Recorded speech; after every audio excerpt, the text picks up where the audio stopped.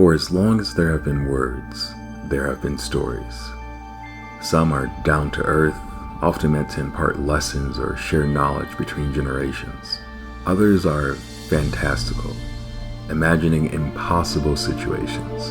But my favorite stories live somewhere in the middle. They use fantastic situations to reflect on mundane reality. I've never had to deliver a cursed ring to the far side of the continent, for instance, but I have had to avoid the temptation to sell my soul for money or an edge in office politics.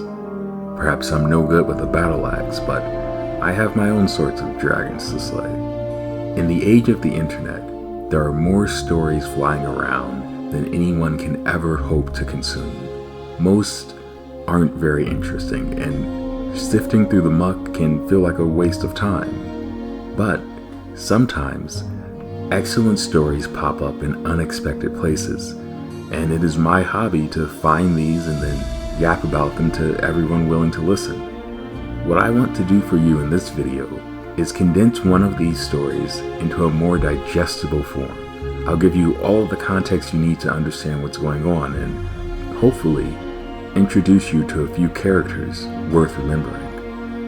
Today's story concerns a community of androids united by the idea that they, too, deserve the right to self-determination. However, unlike other such stories, they are not hostile to their creators, nor do they start any revolution.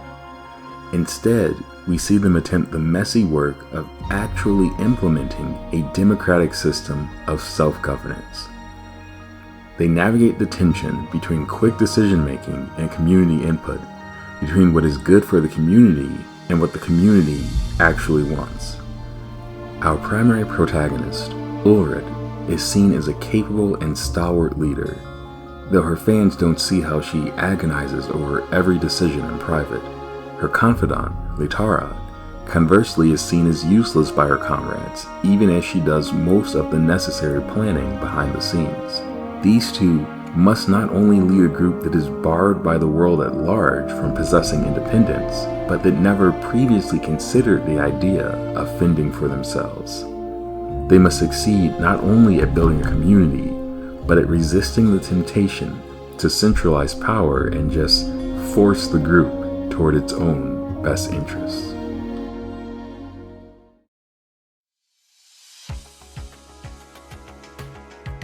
Some 50 years from now, in a wasteland so polluted that humans cannot survive without protective suits, a couple dozen androids have been left behind while their owner ventures into even more dangerous territory. Such excursions usually take less than a week. This time, he's been gone for several. Given the nature of his trip, he took most of the combat-oriented androids with him.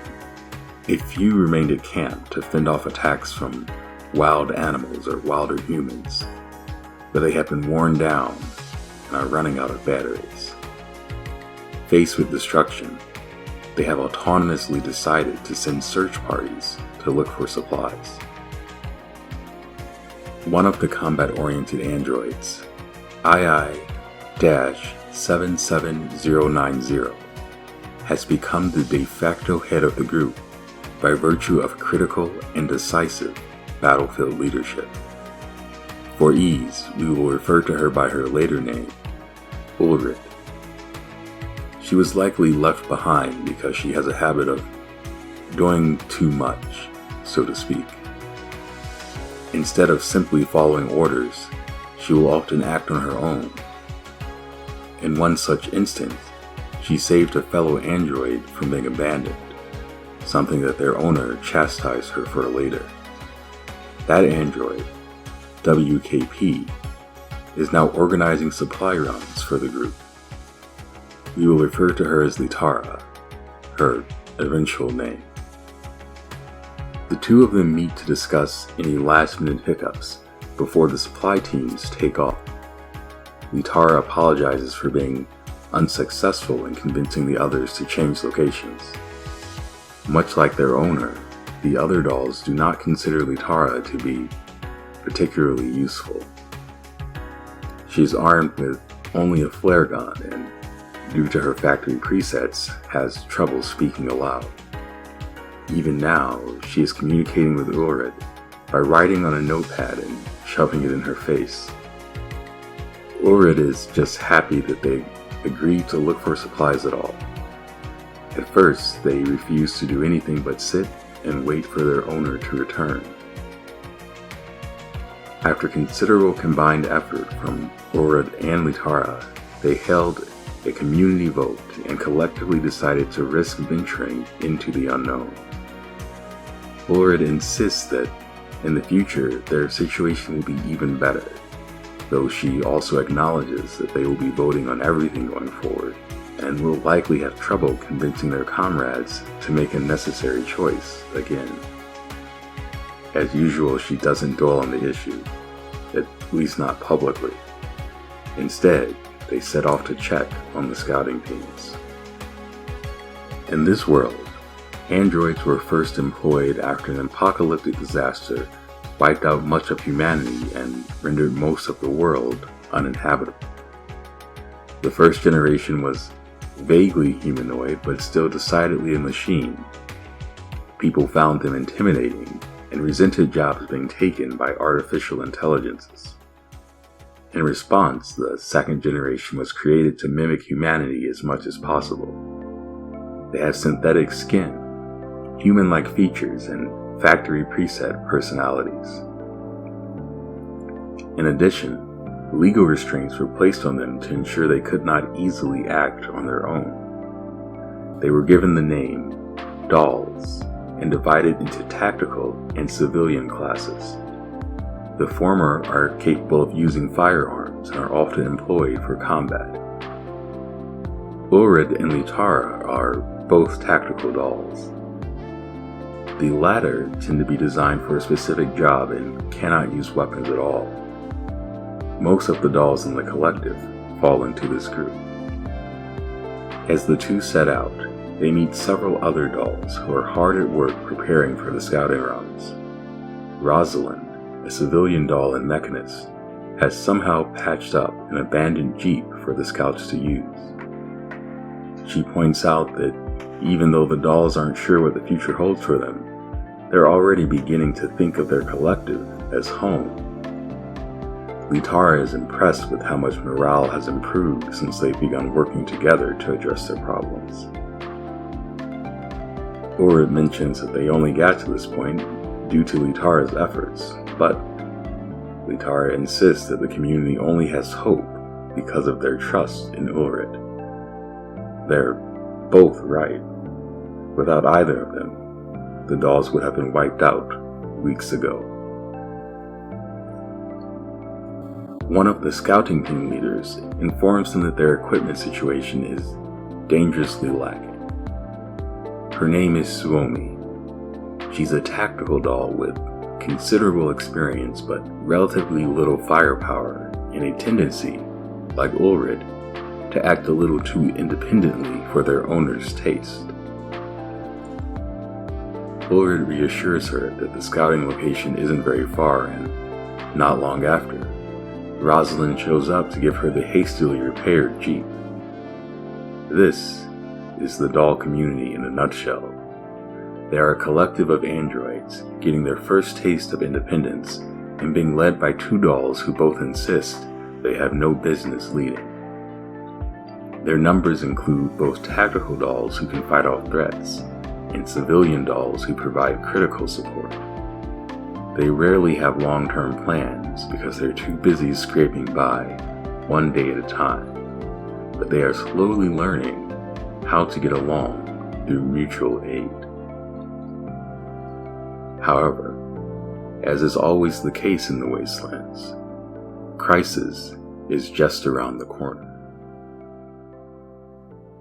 Ulrich and Litara meet the next day and discuss the dwindling chance of their owner being alive. His presumed death presents a problem since, as dolls, they are limited in their ability to purchase supplies and make money, but they require regular maintenance to remain operational. Worse, few dolls will be willing to act on their own without confirmation of his death, something that isn't possible to get. They need to go into hiding, but Aura refuses to force them into it. She resigns herself to unnecessary defensive battles rather than force the others to move to a more hidden location. It is only a matter of time until other humans realize there's a gold mine of free androids to sell or strip for parts. Their conversation is interrupted by Tsurumi's return. Her team encountered and brought back a wounded human. Before joining this convoy, Tsurumi served in a military company under a human she considers a dear friend. She knows that rescuing a human is problematic at this time, but between her past experiences and factory presets, she refuses to abandon anyone in need, regardless of her own situation. Ulrich takes the news in stride. She reassures Tsurumi that she's glad that other dolls have humans they consider trustworthy. Privately, she asks Litara for her thoughts. Always the pragmatist, Litara responds that they either need to leave or ensure that the human never wakes up. If the human realizes their owner is missing, the compound will likely be sold out immediately. Ulrich insists that they must make this decision as a community. The pitfalls of this approach are immediately obvious to Litara, and she scribbles a response onto her notepad in record speed. Most of the dolls in the community are programmed to trust humans and lack the experience to overcome that programming. They would never agree to leave while their owner's fate is unclear, and would never kill a wounded human who posed no immediate threat. If they vote, the outcome will certainly be to nurse the human back to health and let them go, but this would expose the community to incredible risk. Ulrich understands this, but she also knows that making even obvious decisions for the group will erode trust in their democratic system. She knows they will make a poor decision, but she prefers to deal with those consequences rather than make the right decision for them. Their self-determination, she feels, is more important than their safety. Litara knows she is correct, but she also knows that Ulrich is stubborn. She eventually gives in, but only under the condition that Ulrich unconditionally supports her backup plan for when the obvious danger comes to pass. Ulrich enthusiastically agrees. She still deeply cares about the doll's safety, but refuses to use that as an excuse to make decisions for them. The vote is held. As expected, the dolls vote to save the human. Litara knows it is useless to object, but she is even more certain that they will regret this decision in time.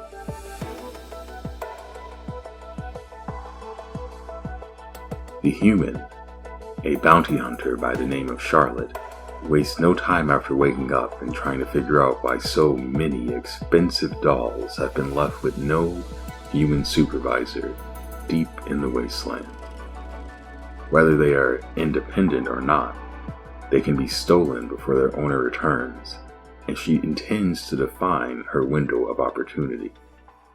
She knows her position relative to the dolls, and knows they won't hurt her and have no power to turn her in to human authorities. Ulrich and Litara know she is trying to probe them for information, but there is little they can do to get anything useful from her. Once they leave, Litara reiterates that she is likely to bring disaster down on them. However, since the other dolls trust her and insist on waiting for their owner to return, they will never vote to leave their current camp, despite it being compromised. And Ulrich will never force them to leave against their will.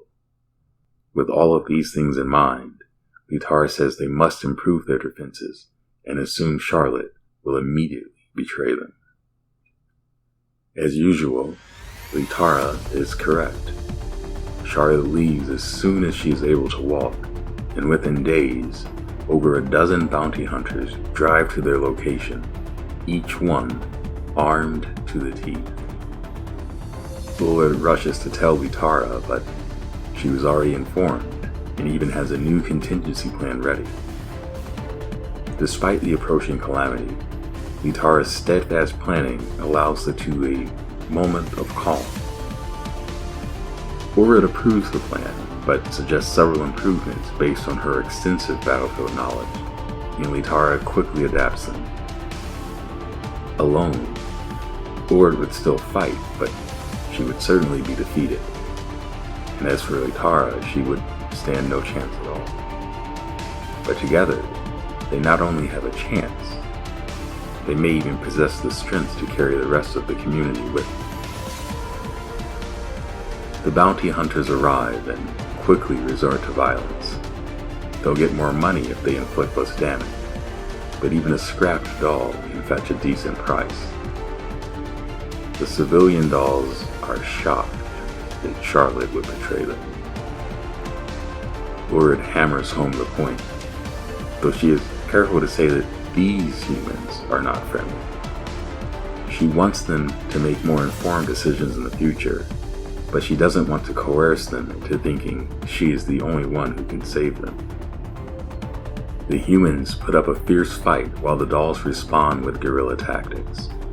However, Suomi's team is overwhelmed and needs support. Urid personally responds.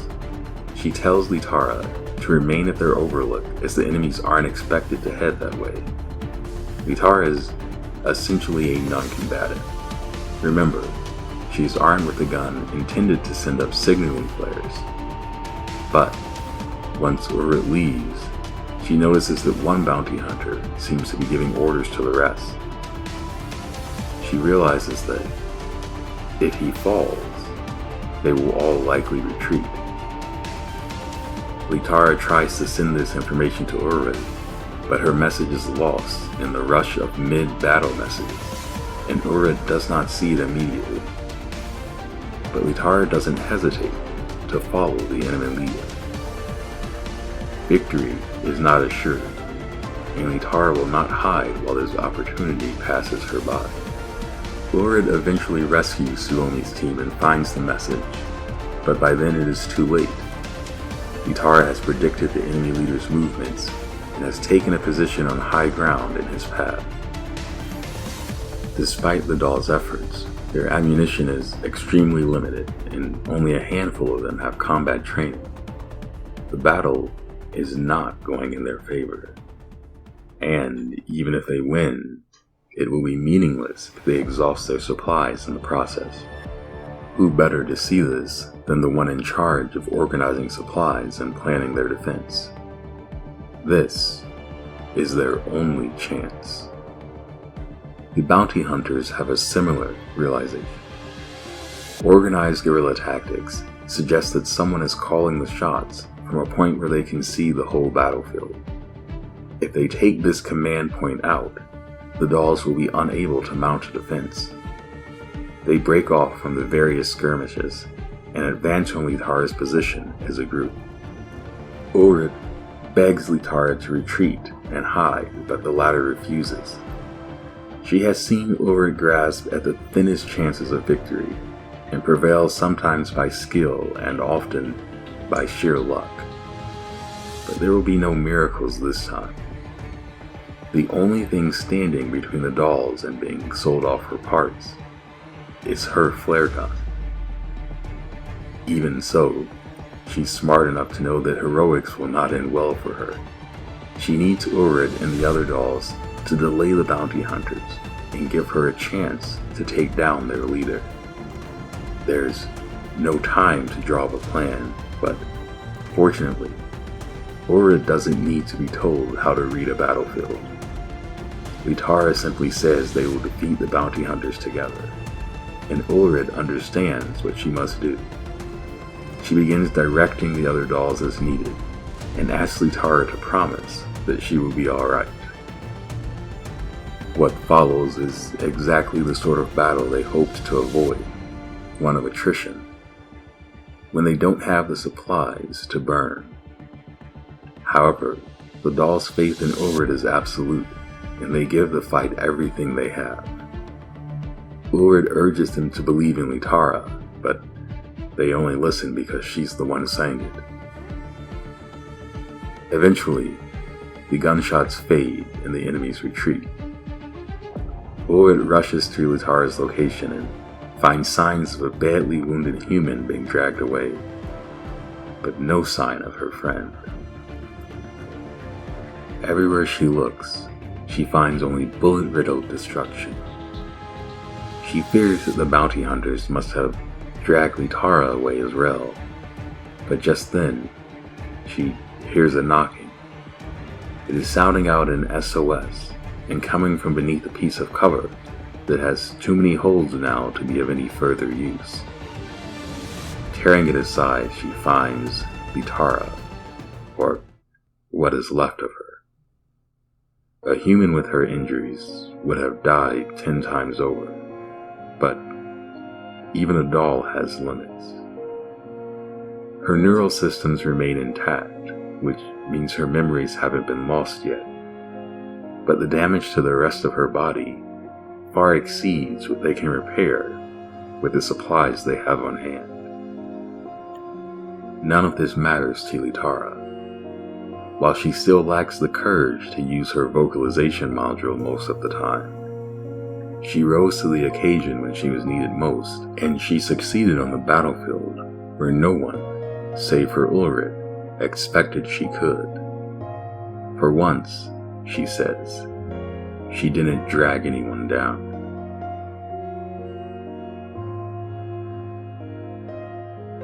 Before joining Alan's convoy, Litara worked for Griffin, a private military company. After a shakeup that saw her commanding officer exiled, she had to either exit the company or apply for reassignment. She hesitated. She was so afraid of interacting with others that she holed up in her compartment, writing a massive thesis instead. But by the time she tried to deliver it, she had already been sold off. A tactical doll with scant combat ability is, to put it nicely, considered a waste of resources by most folks. Her ownership was eventually transferred to an underground broker who threw her in as a freebie on a shipment of supplies to Alan's convoy, just to get rid of her. Alan never wanted her, and never saw use for her. When the convoy came under attack, he didn't even bother giving her orders. He just left her to her fate. It was Ulrich who guided her to safety. Even in her short time with the convoy, Litara saw that Ulrich was particularly adept at survival. Whenever danger struck, she guided all of the other dolls to safety. This sometimes put her at odds with Alan, their owner, but Ulrich was too strong to carelessly discard. Upon their return to the convoy, Alan chastised Ulrich for rescuing Litara and called her an extra. But Ulrich insisted on Litara's usefulness and proposed that she take over inventory and supplies, which she did. It was around this time that Litara began carrying a notepad to write down her thoughts for others to see. While she still couldn't bring herself to speak up, she had all sorts of things she wanted to communicate. At least, she doesn't want to let her inability to communicate cause her to miss out on opportunities and end up thrown out of another community. Naturally, the first message she writes is to Ulrich, a simple, "Thank you." Later, after their owner disappeared into the wastelands and the dolls were left alone, the two shared many conversations. At first, Ulrich simply didn't want Litara to be left sitting alone, but over time, they built a genuine friendship. Ulrich asks Litara about her time with Griffin, and learns about the commander Litara keeps writing letters to, even though there's no way to send them. Supposedly, this human allowed dolls to make their own decisions. Litara teaches Ulrich how to make paper airplanes and, as the inventory manager, is the sole person she can speak with about their dwindling supplies. But as time goes on and Ulrich defends their camp from mutant animals day after day, Litara realizes that something must be done. She comes across Ulrich hiding in a corner and berating herself for being unable to come up with a solution, despite everyone depending on her. Some dolls are voluntarily shutting down or going into sleep mode in order to conserve their energy supplies. However, if nothing changes, they have no hope of ever being reactivated. If their owner never returns, they will eventually lose power and be at the mercy of the roaming mutants. Litara calculates that they have 2 weeks before 80% of the remaining dolls will have to enter sleep mode. In 3 months, everyone will be forced to sleep. She retreats to her quarters and writes up a plan suggesting that they forage for supplies instead. Death is common in the wastelands, and most don't die empty-handed. She slips the written plan into Ulrich's hands and runs off without waiting for a response. The next day, Ulrich presents the plan to the others, but it goes poorly. While they trust and respect Ulrich, the plan lacks details. It hasn't accounted for the material circumstances of organizing supply squads and dealing with potential threats. Besides, scouting parties will be taking on additional danger. They may just end up becoming scraps sooner than if they wait for their owner to return. Ulrich forces herself to keep smiling, but she has no idea how to respond to these questions. She can only repeat that if it goes well, they will be saved. Litara tries to help by writing messages and showing them around, but no one is convinced. They accuse her of dragging them down. She's a tactical doll, but she never fights, they say. Ulrich must be sheltering her, even at the others' expense. In the end, the proposal fails. Worse, it undermines the doll's trust in Ulrich. Litara is distraught. That night, she goes to hide away in her usual place when she comes across Ulrich muttering to herself on a hill and making paper airplanes. By eavesdropping, she learns that Ulrich recognizes their situation and believes in her plan, but also knows that the other doll's concerns are valid. Ulrich knows she can force them to comply, but that wouldn't be any different from how a human giving orders acts. She wants to navigate the situation without infringing on their free will. She doesn't want to force their hands, even when their survival is on the line. And she wants them to recognize Litara's excellence instead of judging her by her usefulness to humans. Ulrich asks herself, how can I make sure every voice is heard and every decision is made based on the doll's own will, not just commands? Litara is set back by this idea. Can dolls act according to their own will? Once again, she runs away instead of speaking to Ulrich, but she sets her mind on one thing. She must help Ulrich, and in doing so, help herself. Litara spends several days eavesdropping on Ulrich, recording the thoughts she says out loud and analyzing them, while also refining her simple supply collection plan into a detailed survival strategy. She is amazed that Ulrich is envisioning a future for the dolls that doesn't rely on orders. It was not an option she had ever considered before, but she realizes that it may be their only hope. When her plan is complete, she quietly slips it into Ulrich's pack and sneaks off without saying anything. This time, instead of presenting the plan to everyone, Ulrich calls Litara into a private meeting instead. She loves the plan and is amazed that it aligns with her own ideas, but is much more practical than her unrealistic proposals. However, she recognizes that she doesn't have the processing power to fully analyze it. Instead of rushing to present it, she sits down with Litara and they try to poke as many holes in the plan as possible, while coming up with solutions and contingencies. It is during this process that Litara first refers to the group as a community.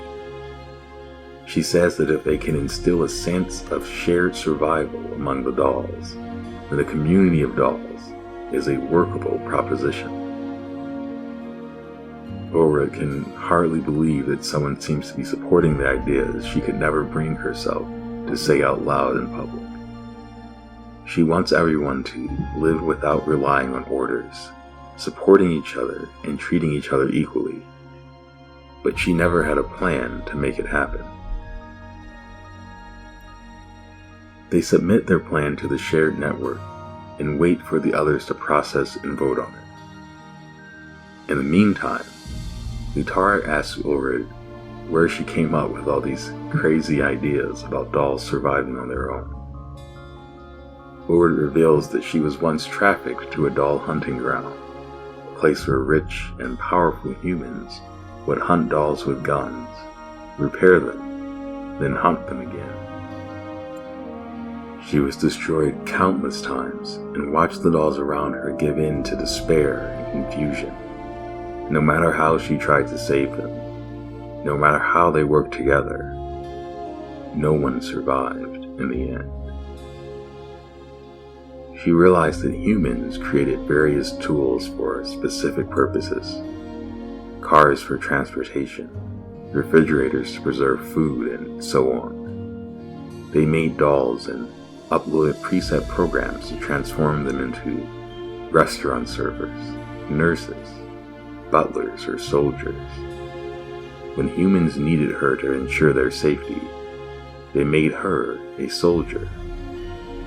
When they wanted to satisfy a perverse need to hunt, they made her prey. Whatever they needed, they would order her to become. The idea was so foreboding that she risked complete destruction to escape, and somehow it worked. Now, she wants to live a life free of orders, and she wants every other doll to be able to choose their own fate as well.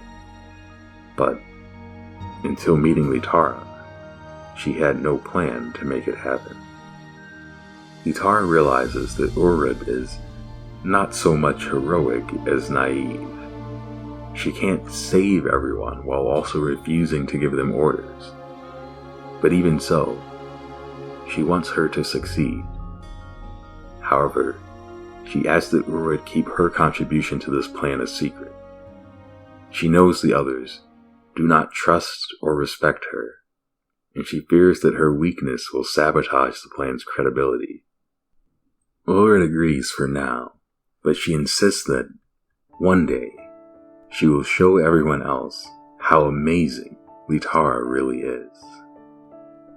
While the damage to Litara's frame is too extensive to fully repair, Rosalind manages to piece her together using scraps. She's not entirely out of danger, but she can at least function on some level. She wastes no time before delving back into the affairs of the community. This time, she wants to create an airtight plan for relocation, now that the other dolls can clearly see the dangers of staying in this camp. But she barely sets foot outside of the repair shed before she is surrounded by other dolls. One, who will later go by Lotta, says they are here to check up on Litara. Naturally, Litara is flummoxed, but she manages to stammer out most of a sentence. Ulrich reveals that several dolls have been asking about her constantly. They consider her a hero, one that found victory where no one else could. Litara has trouble processing this. She's accustomed to others thinking of her as useless, and for a long while, she has thought of herself as useless too. Even when she put all of her effort and ability into drafting plans, she never had the courage to present them in person. She didn't feel like she deserved to be taken seriously, but her actions speak for themselves. She is a hero, and not just because she won them that battle. Ulrich chooses this moment to reveal to everyone via the shared network that it was Litara who created the community plan.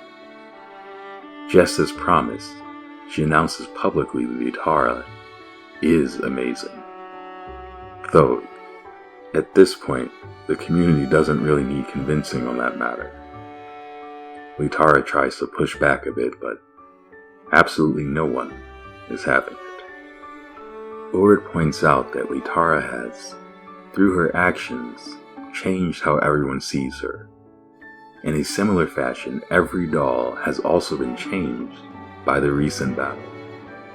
So while change is in the air, she wants to announce one more change concerning herself. She reveals publicly, for the first time to anyone besides Litara, that she wishes to be called Ulrich. She also encourages the others to fashion names for themselves, names of their own choosing, as they set out for the first time as dolls who are able to choose for themselves. Ulrich briefly acknowledges her past in the doll hunting grounds and says she chose to tell them because they must have honesty and trust if they wish to continue acting together. Those experiences are what made her into the doll she is today. Her first choice she made for herself was picking a name, and now she invites them to do the same. Ulrich reminds everyone that she is no dictator. There will be no strong men in the doll community who impose their will on everyone else. As a group, they will acknowledge that they are all weak when alone, even if that weakness takes different forms in different people.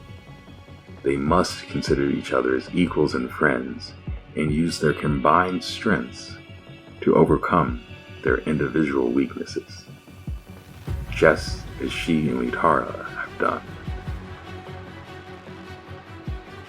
At first, the other dolls aren't sure how to respond, but eventually Lotta tries out Ulrich's new name.